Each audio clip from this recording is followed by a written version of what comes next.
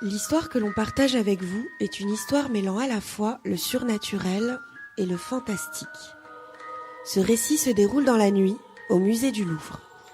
14 personnages, tous plus exaltants les uns que les autres, vivent une expérience hors du commun. En effet, des événements inexplicables vont se développer sous leurs yeux. Ces histoires sont inspirées de faits réels. Étrangement, ce soir, je me sens particulièrement épuisée. Je suis là, errant de salle en salle pour voir s'il n'y a rien d'anormal, quand soudainement, les lumières clignotent. Je sursaute. Tiens, c'est sans doute une ampoule qui a éclaté. L'enlèvement des Sabines. J'aperçois ce tableau de malheur, ce tableau qui me dérange sans que je ne sache pourquoi. Ce tableau m'effraie et me fascine à la fois. Quand je le vois, j'ai comme un sentiment de malaise, d'angoisse et de crainte. Je regarde le tableau de plus près, je le regarde de nouveau et je vois que les personnages du tableau sont tous vêtus de noir. Je me frotte les yeux, ils sont toujours vêtus de noir. Incroyable. Tiens, ma radio ne fonctionne plus. C'est quoi ce bruit? Je me précipite dans la salle 08. J'appelle de loin mon collègue Julien. En entendant Jean m'appeler, je sursaute et fais tomber mes clés. Je me presse pour les ramasser et je bascule en arrière. En me relevant, je bouscule un étudiant qui active sans le vouloir le bouton d'alarme. Un vent de panique s'installe.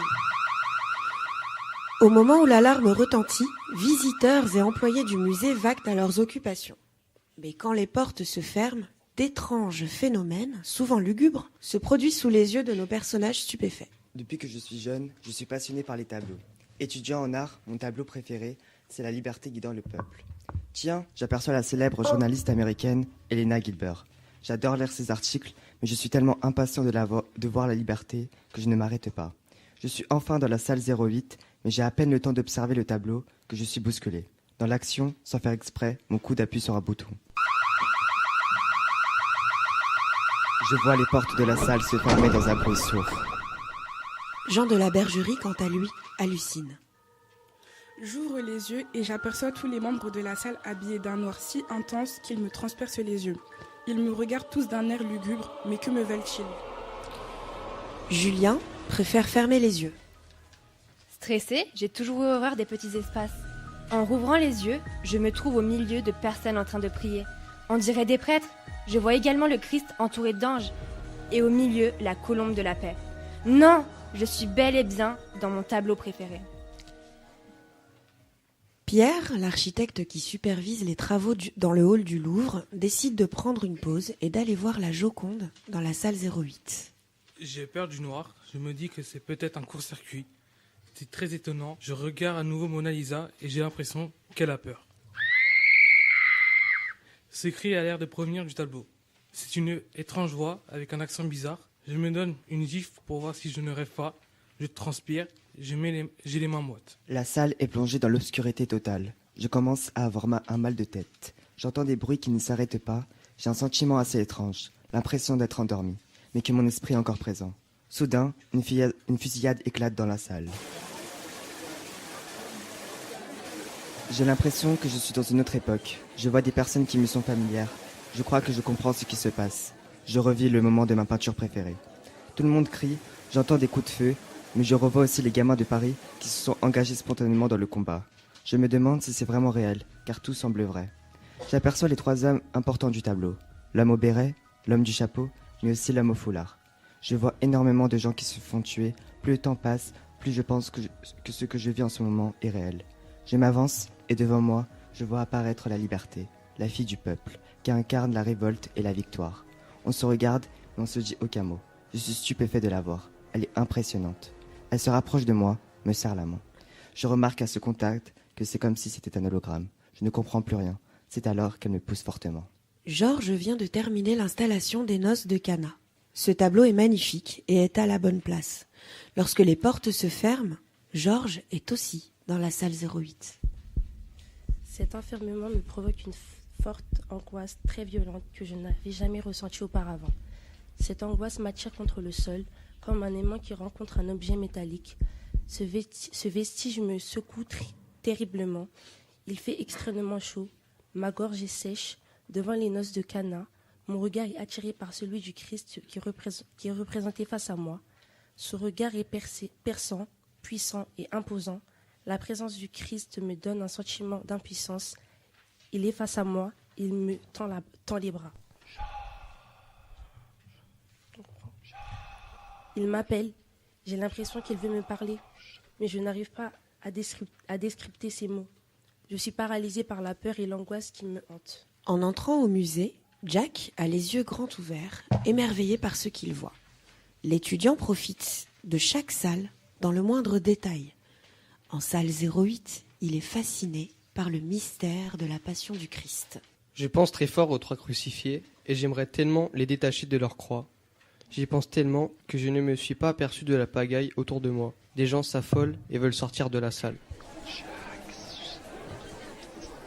J'y pense tellement que j'entends le tableau me parler. Je ne crois pas mes oreilles, je m'approche et j'ai l'impression d'être aspiré littéralement par le tableau. Je vais me retrouver bloqué à l'intérieur de l'œuvre. Elena, la célèbre journaliste américaine, doit rédiger un article sur la Joconde.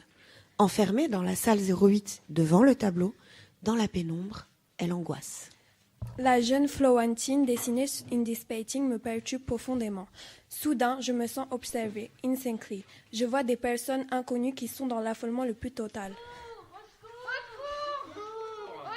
J'entends des cris d'appel à l'aide. Oh my God! Je vois des personnes sangloter. Je finis par m'asseoir sur un tabouret au milieu de gens bouleversés et confus. Elles continuent à me dévisager, à m'effrayer. Enough is enough, please! Je m'approche de cette lugubre peinture pour y voir plus clair. Je finis par me convaincre que tout cela n'est que le fruit de mon imagination et que je n'aurais pas dû boire autant de café. Pour Julie, son métier de copiste lui permet d'aller dans tous les musées du monde. Aujourd'hui, c'est au Louvre qu'elle va copier le radeau de la Méduse. Je commence à avoir chaud et à avoir mal à la tête. J'ai l'impression que les personnages du radeau de la Méduse se plaignent, poussent des cris, me demandent de les aider. Je ne comprends pas ce qui se passe. Kimia a reçu une commande d'un riche client anglais qui veut une pièce montée à l'occasion de son anniversaire. Il a choisi avec précaution un tableau dont il exige que la copie soit sur le gâteau.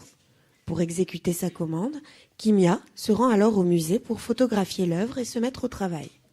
Ce tableau, c'est Madame Récamier. Il est aussi dans la salle 08.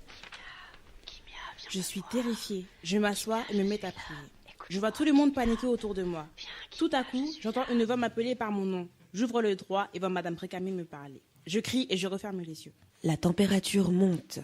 La climatisation semble cassée. Tout le monde dans la salle 08 a chaud et soif. Tasha est heureuse. Elle a parcouru un long trajet pour voir L'été d'Arcimboldo. L'été est l'une de ses peintures préférées. Pourquoi les portes sont-elles fermées? C'est sûrement une erreur de sécurité. D'ailleurs, où sont les agents de sécurité pour régler ce problème? Je suis claustrophobe, j'ai une erreur absolue de l'enfermement. Plus je regarde l'été, plus j'hallucine. Le tableau d'Arcimboldo porte bien son nom. Il fait une chaleur énorme. Je crois que la climatisation ne fonctionne plus. Ma circulation sanguine s'active. Mes glandes sudorales libèrent leurs substances qui leur sont propres. Je vois que les composants de l'œuvre, en l'occurrence les fruits de l'été, se détachent des pommes, des cerises, des poires, des raisins.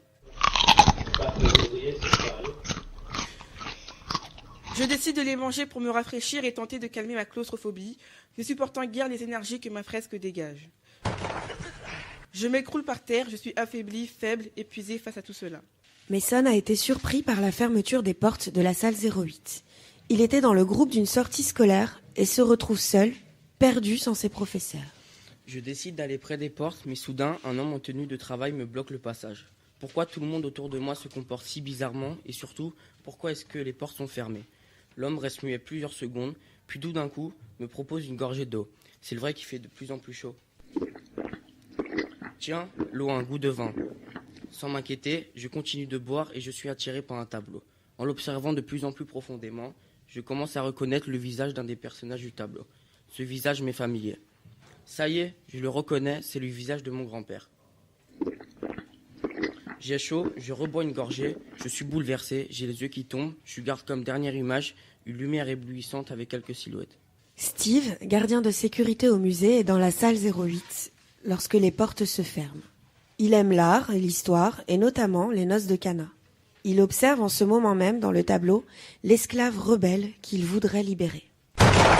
Qu'est-ce que c'est que ce bruit de court vite devant le tableau et de voir l'esclave Sophie bondir hors du tableau et est ouvert sa liberté.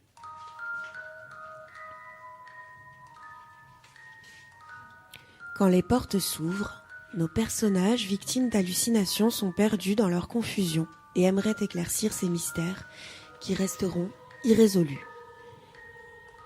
Et comme toute bonne chose a une fin, il est temps pour nous de vous quitter. Et n'oubliez pas, si un jour vous allez au musée du Louvre, faites attention où vous mettez les pieds.